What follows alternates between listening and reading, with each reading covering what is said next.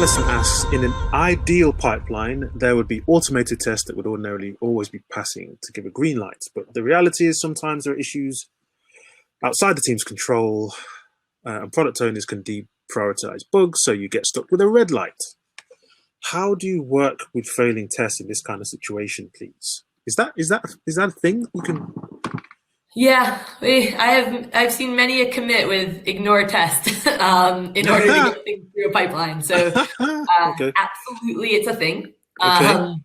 I think there's a couple different techniques associated with this. So first of all, I would question if it's something that's going to get fixed really ever, at least anytime soon, and whether or not there should be a test failing for it or not. There's a concept out there of a zero bug backlog, as in either it's a bug you're going to fix right now, or it's not something that you're going to worry about. And it could be a feature request in the future or something like that.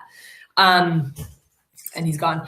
So have a think about whether or not that's a test that's worth continuing to have fail in the pipeline.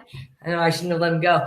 And then another solution could be to use an @ignore tag that indicates why it's being ignored. So I try very hard not to comment out tests ever, because they get a bit lost then in why is this commented. Yeah. It may have a message on top, but you have to actually grep or search through your code to see commented out tests, versus if something has been ignored with a framework ignore system. So an example might be an @, the word ignore, and in parentheses, some comment that you might make or some reason that it might be ignored.